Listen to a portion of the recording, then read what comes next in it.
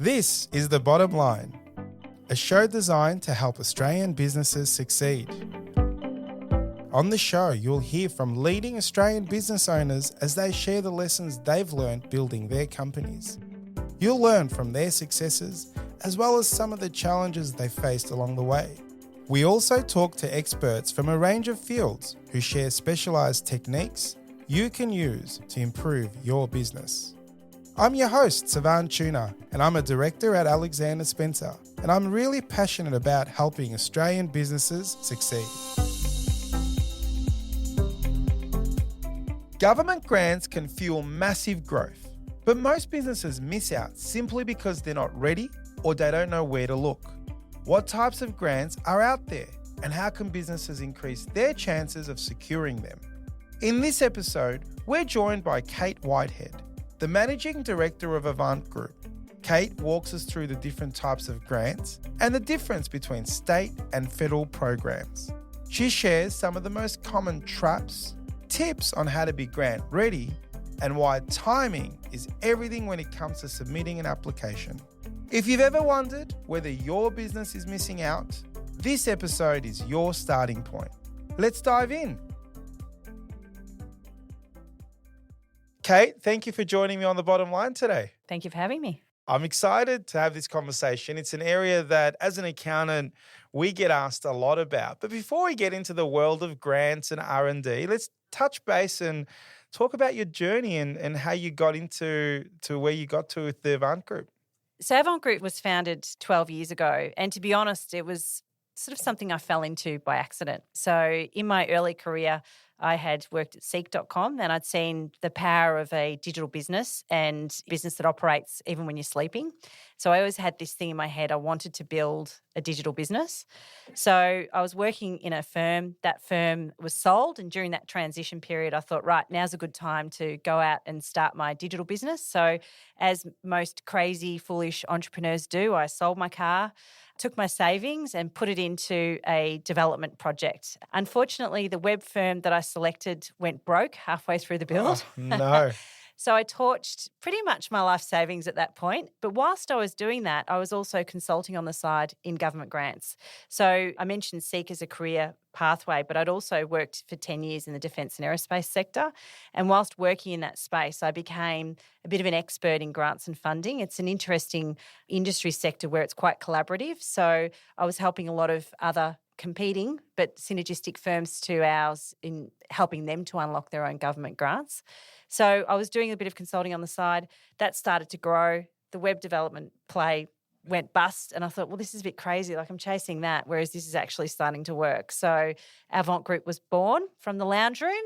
And 12 years later, we're now a team of 25 staff with 3 major verticals helping businesses nationally and also internationally, which is pretty cool. That's an awesome story. So what's your actual background? What did you study? Did you study at university? Do you have a degree and qualifications? When you were at Seek, what was your roles? So my undergrad, I did a Bachelor of Business and I majored in marketing.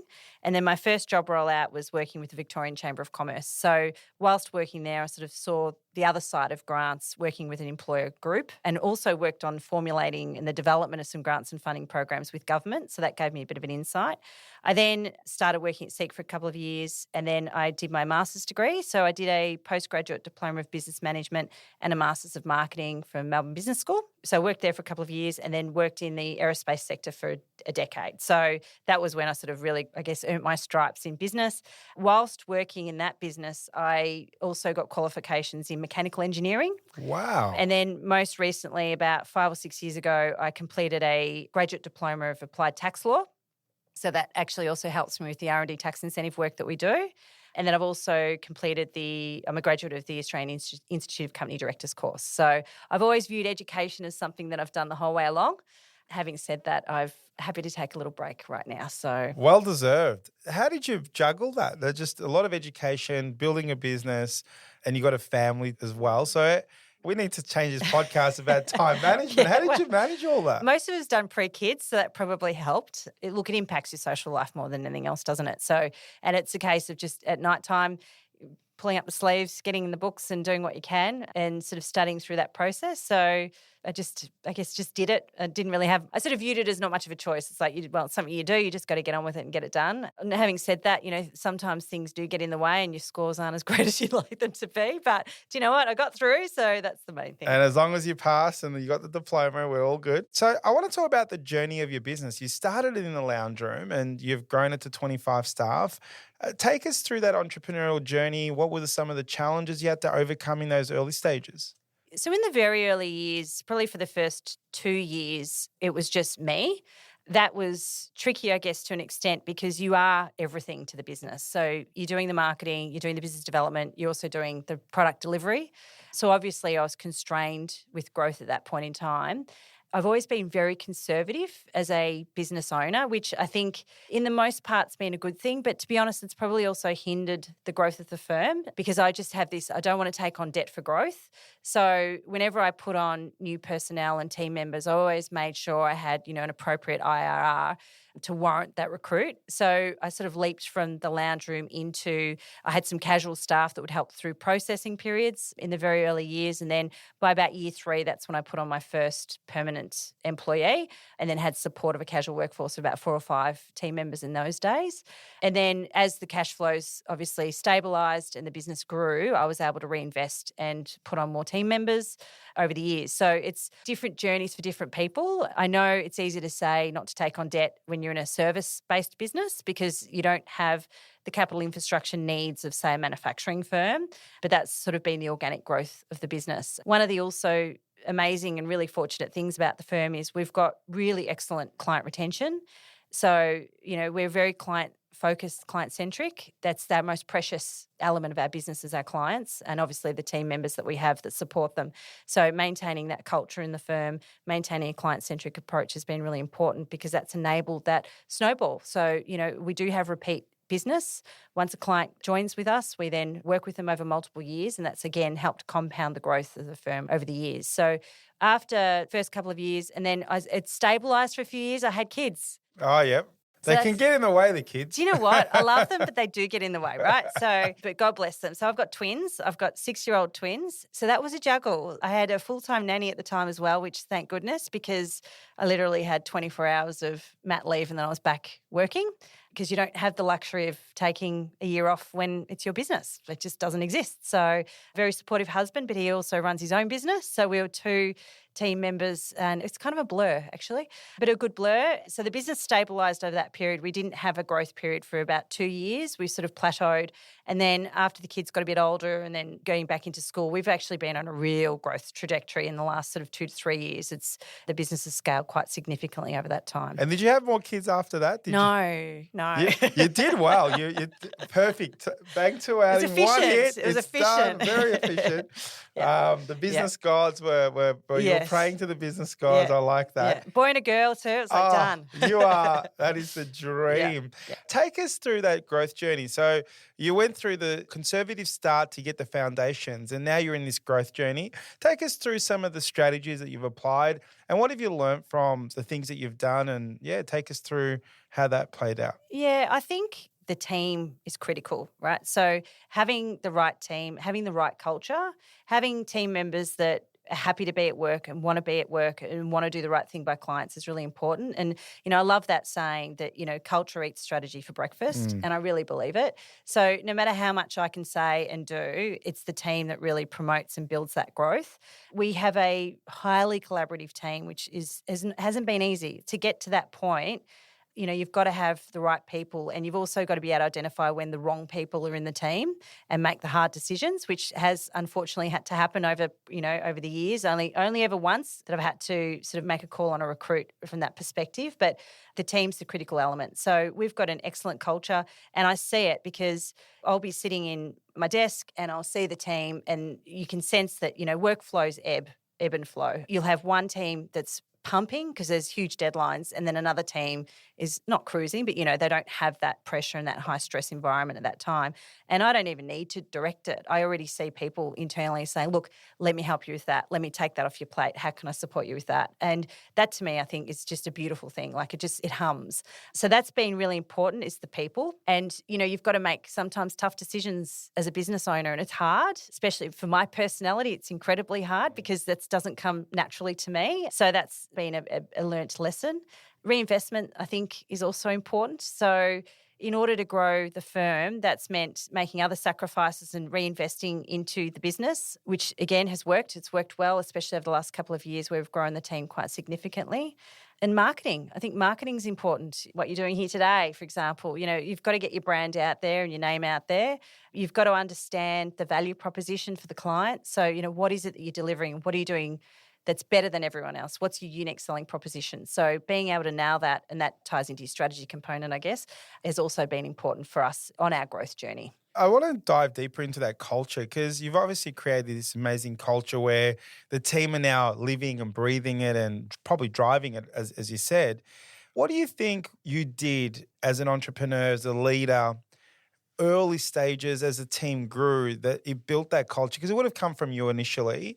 What were the things that you did? What were your philosophies on building culture? We have a very sort of open environment in the business, so which is probably unusual in a professional services environment. But, the team members know what the fee structures are. They know the engagement process with the client. So I talk about firm performance with the team. I loop them in on big decisions, which normally you'd have layers in a business where you wouldn't do that, whereas I value the input and I seek the input all the time. So if we're looking at a new recruitment in a certain department, I'm looping the team in going, right, how are we going? What's the workflow look like? What does a new role look like? Where do we need to get this appointment? So I think bringing the team members in on big decisions is important, and also just letting people get on with it. That's so true. I don't want to get involved in everyone's day to day. It's like if everyone's getting on with it, it's like we're happy. We're all happy. I think getting on with it and letting people do it is another way of saying we just don't micromanage people. And I think I've been thinking about this a fair bit. When you train, educate, and then let them just go, they'll make mistakes, but they'll learn from that and they'll do good things. They'll get confidence and all the rest of it. But as soon as you micromanage, it falls apart. You can have a high performer, you'll be doing a really difficult task, but if you over micromanage, it's just the thing that I've seen over the journey with managers that get promoted, they get really excited, they want to get great results. They end up just reverting to micromanagement. And it is a culture killer. And it's one that's sort of silent because it sort of maybe comes with a good intention. So I like the word, just get on with it. Just get them to do it. Let's talk about grants and the business that you have. So take us through, what is it exactly that you do and how do you do it? So we specialise in unlocking government grants and incentives for businesses. So that involves, I always sort of say there's three key verticals to our business. So in the incentive space, we have what we call entitlement-based programs. So entitlement is if your entity is structured in an appropriate manner and you undertake work of an eligible kind, then you are entitled to that funding. So that's the best space to play because obviously you know that you're going to unlock the funding. The only caveat to that is it's subject to government review and audit. So our team identifies eligible organisations. We help organisations with their compliance, so managing that compliance component. We also manage the submission and the audit function of those grants. So an example of that is Research and Development Tax Incentive. So that is a long-term program. It's actually going to be undertaking a review in May this year, so there'll be some tweaks and changes to it, but it will still exist because most OECD countries around the world do have R&D-based incentives. So this program, in its current form, provides a 43.5% refund for businesses with a turnover of under $20 million and between 38.5% and 46.5% non-refundable offset for businesses with turnover above $20 million to undertake eligible research and development activities. So what that means is a lot of people think NPD, new product development, is considered R&D, but it's not. So R&D must be new to the world knowledge. Now, that's a big hurdle to meet. The caveat to that is trade secrets. It's got to be novel and it's got to carry both technical and financial risk for a firm. So if you are doing R&D, it's a brilliant program because anything attached to that research and development can be claimed. So if you imagine if you're a startup business, you pre-revenue and you've got a great idea for something, but that's going to involve investment, then the investment component around the salaries, percentage of your rent, infrastructure costs, prototyping costs, whatever it may be, if it's attributable to research and development, can be claimed. And in a pre-revenue environment, if you spend $1 million in a year, you'll get a $435,000 cash refund from the government. So it's brilliant. But it's subject to audit and compliance, which of course it should be, absolutely. So our team identifies that, manages that process for clients, and then runs the submissions for them, and then basically helps identify and work through that. So entitlement programs are great. There's some programs in the film space as well. There's quite a few of entitlement programs. The next space that we deal with is we have a very large export market development grant practice. So in the ENDG world, that is a multi-year grant. It provides up to 8 years of funding for a business. They don't have to be consecutive years. And it will give you a 50% subsidy on your export promotional costs. Again, entitlement based, subject to audit. So our team will process those applications. We'll obtain contracts for the clients up front. So they'll get that contract from the government.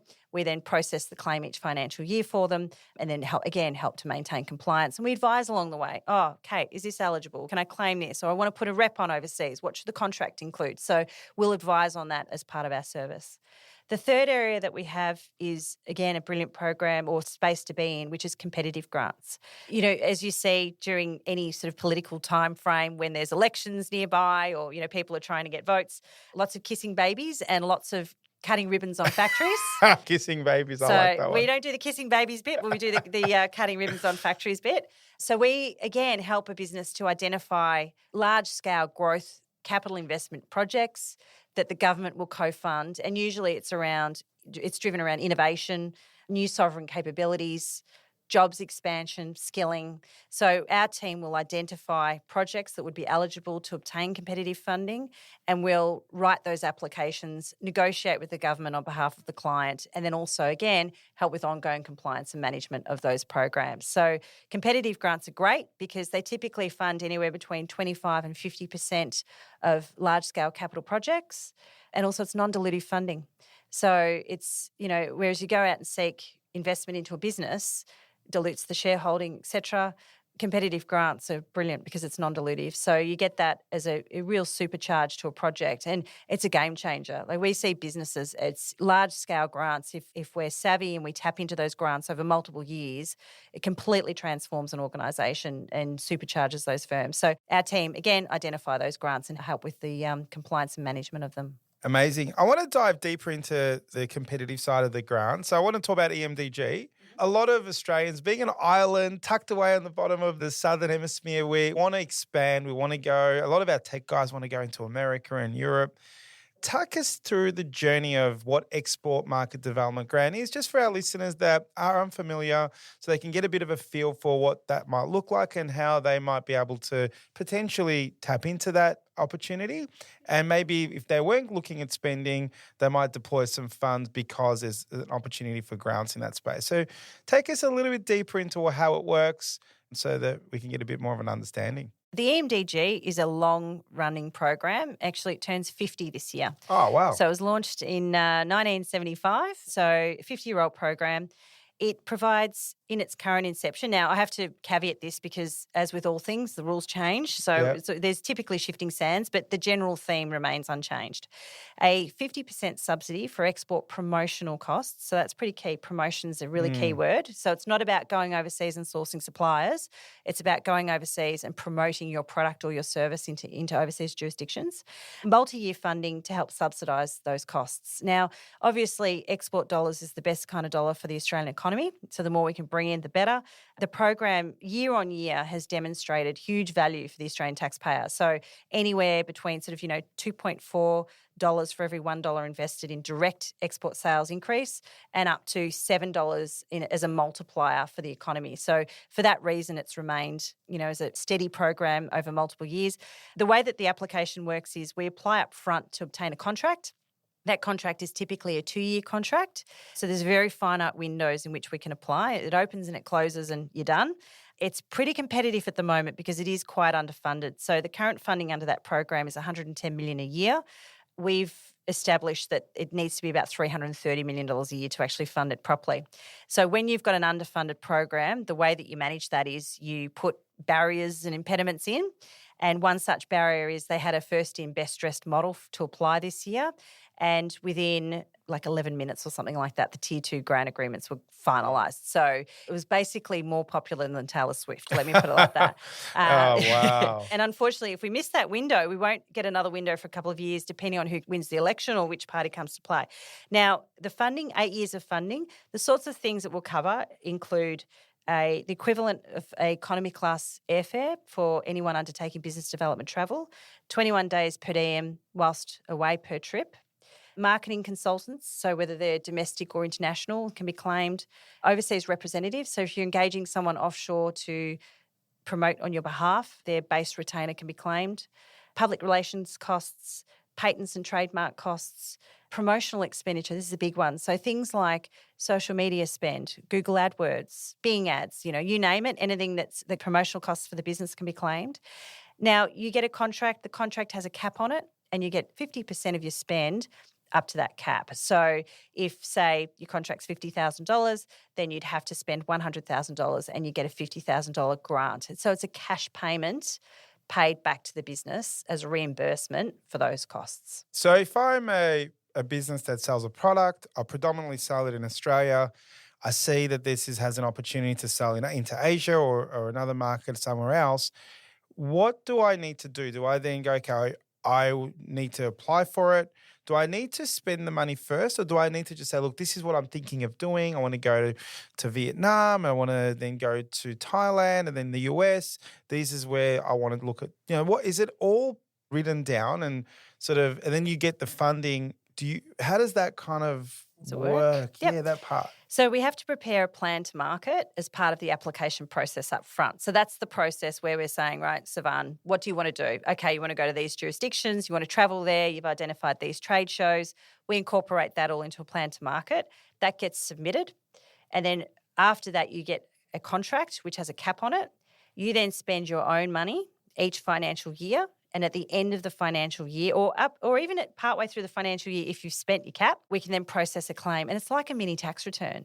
So it's expenditure based. So we process that claim. Typically our team would access the Xero or the MyOb file as a read-only user. So we've got in-house bookkeeping functionality. We're not an accounting practice. We just do government grants and incentives. But the team would go in, access that information and then prepare the claim. We lodge that with Austrade. Chances are you get an audit. I think about 90% of them get audited. So we would manage the audit. We say, don't worry about it. Let us handle that. Because it can be actually quite intimidating getting an audit from a government body. So we manage that process. And then the client then gets paid the money into their nominated bank account. That's pretty much it. Very cool. Let's talk about the other side of it, the more government grants that are not export development, the innovative stuff and the competitive side of the government grants that relate to the industries that we talked about. What are they like? Obviously, it's probably similar to the export, but it's different. Take us through that journey. What does that mean? And for our listeners that might play in that space, how can you sort of talk to them about what might be available? So the government has priority sectors. So they are, from a strategic viewpoint, the areas that they view that we need to build and drive skills and sovereign capability in. So the priority sectors range from obviously defence, that's a key one at the moment, through to food and agricultural supply chains, advanced manufacturing and skills, medical technologies and pharmaceuticals, critical minerals and mining technologies. So there's a number of those sectors. So if you're operating in those sectors or you're a supply chain enabler to those sectors, chances are there's funding of one form or another. So there's a lot of competitive grant funding out there. It's really identifying what's eligible, what the project investment is going to look like, and then us trying to match a grant to it. Now, grants will never fund what we call business as usual. So turning on the lights, bringing the staff in every day and trying to get funding for that doesn't work. It's always got to be a growth enabler. So we've got to be able to say, dear government, we currently operate at this facility. We want to expand the facility. Through the expansion, we're going to put on all this new capital equipment. We've selected the best-in-class technologies. That's also going to enable us to put on X new staff members. We're also going to team that with a skilling program to upskill some of our current personnel. And the big picture thinking is that's going to enable new export markets or new product development for us or new innovations, the sorts of projects that the government looks for at a larger scale. Some examples are, so I mentioned defence before. So if you're operating as a defence manufacturer or supply chain enabler, there's the DIPS, so the Defence Industry Program, and there's multiple streams of funding under that. But for example, if you wanted to put on a new CNC machining centre, you can get up to $1 million as an offset towards that CNC as a grant. And you can apply for that 3 times. So that's $3 million of CapEx offset against $6 million of spend because it's a 50-50. There's also a skilling stream under that program. So that's one example. On the other end of the scale, you've got other programs for smaller, innovative startups. So there's the New South Wales MVP, so Minimum Viable Product Grant. That's anywhere between $25,000 and $50,000 at a 50% offset. And that's for highly novel businesses that have developed, like, you've come up with the idea, you've got your MVP in hand, but you need a bit of commercialisation funding, or you need a little bit of funding to get you through that next stage prototype development, for example. There's funding there for that. So it really ranges depending on what it is that you're doing, and the more closely aligned to those priority sectors, the better. The other area where we do see a lot of funding is obviously clean technologies. So we're seeing a lot of funding for solar, batteries, but not at a retail level, so not at a household level. Like, there are some incentives in that space. That's not really where we play. But there's been some big funding, like, for example, the Safeguard Transformation Program under the Powering Regions Fund. That's been a multi-billion-dollar grant funding scheme to help electrify current mining facilities that are currently powered by gas. So funding of up to $50 million per project can be obtained through those sorts of schemes. So it's really broad-ranging. The other area where we do see some funding is in sort of Indigenous business support, which is awesome as well. So, large-scale tourism facility development out in the regions, for example, again, to generate new employment, drive tourism growth.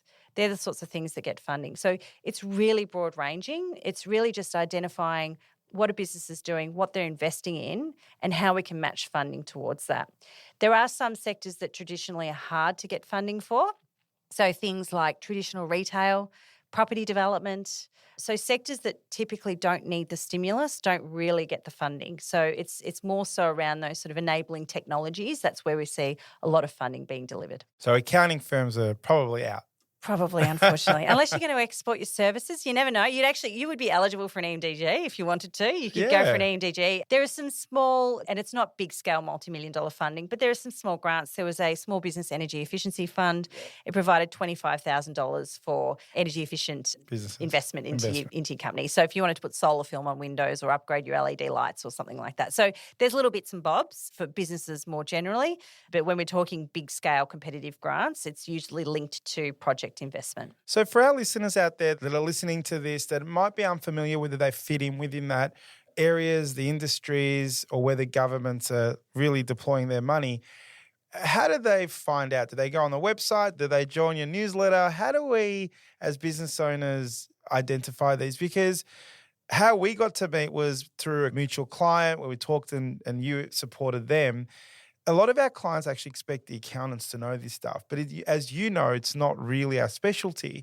So we want to, and we'll talk about the Avant Group and Alexander Spencer and what we're doing, but people come to us and generally we refer them to places like yourselves. But if they don't have a good accountant or they don't have someone that to go, how is the best way for these guys to get information? I think the first thing is, guys, stop beating up your accountants. I love that advice. Grants is it's a completely different. It's like telling a marketing manager to be a salesperson. It's two different skill sets, right? While there's overlap, there's synergy, but they're different. So there are firms out there like Avant Group that do specialise in government grants and incentives. There's not that many of them though, to be honest. But, the Big Four do have departments in it, but they don't typically do a very good job of the competitive and especially not the EMDG space because it's, again, a different sort of skill set. So probably trying to find a specialist is the best piece of advice. That would be the first thing. We have a newsletter. We send it out. It's a free newsletter. So also you see a lot of businesses charging for grant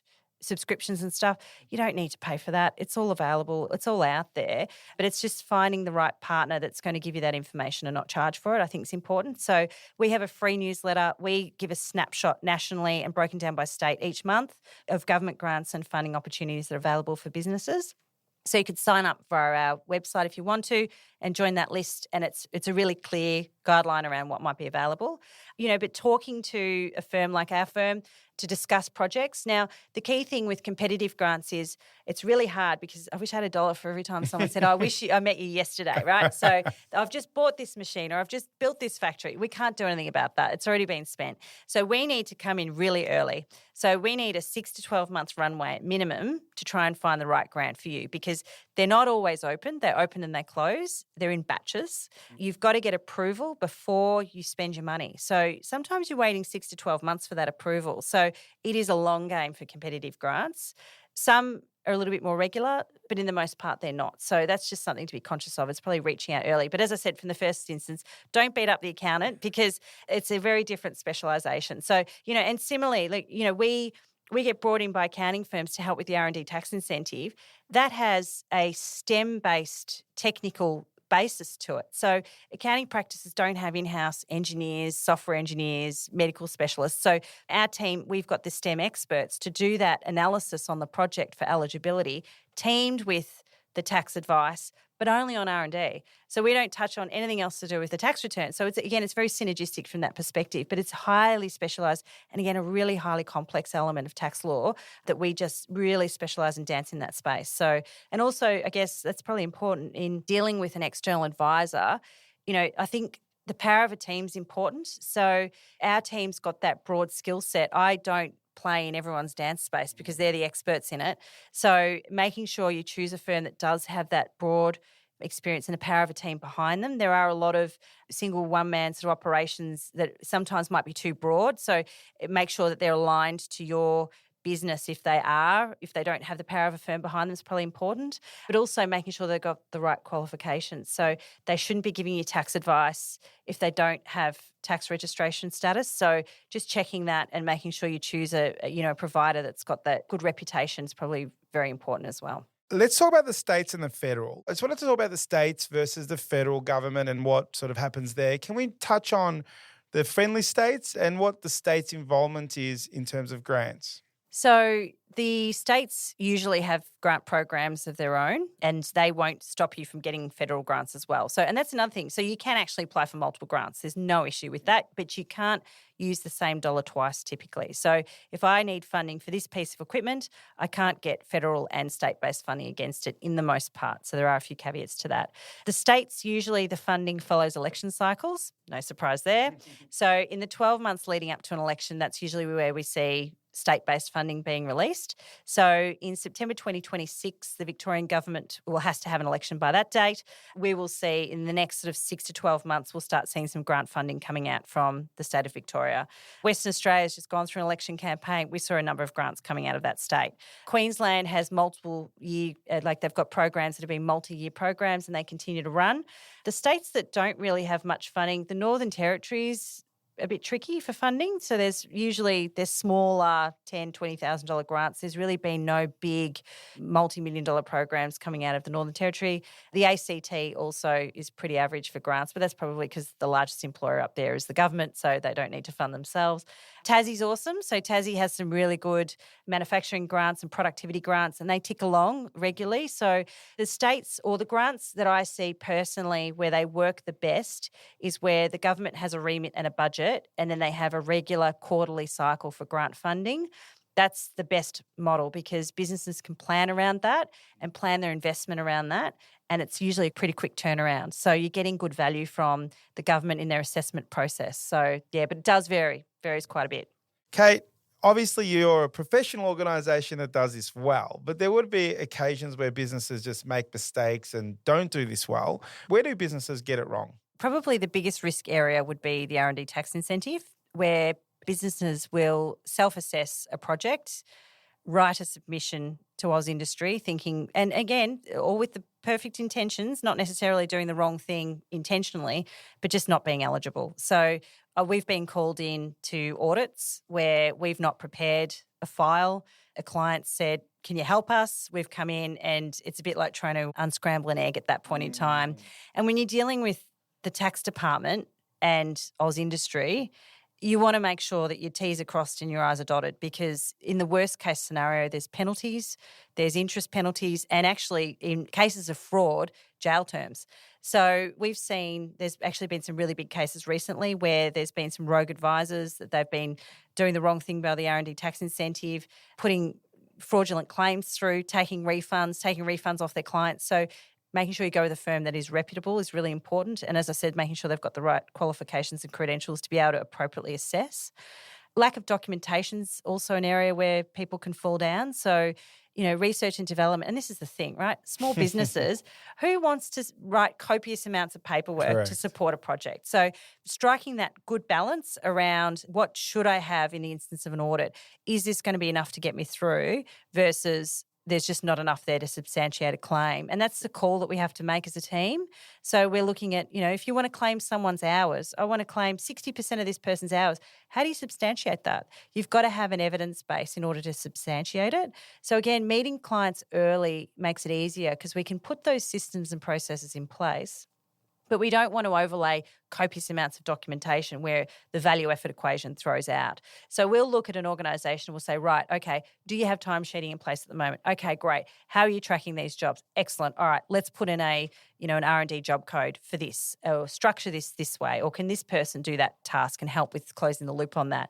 You have a weekly management meeting. Excellent. Let's put on the agenda research and development topic updates. Then you've got this contemporaneous note throughout the year. So there's systems and processes that can be put in place that won't necessarily become too cumbersome, but it's necessary in the sense that if you get an audit, you want to have that substantiation. So that's probably another area where we see people making mistakes. In R&D tax incentive, also overseas expenditure, that's a big no-no. So it's not about building capability in overseas, it's about building capability in Australia. So your R&D project must be conducted in Australia to be eligible.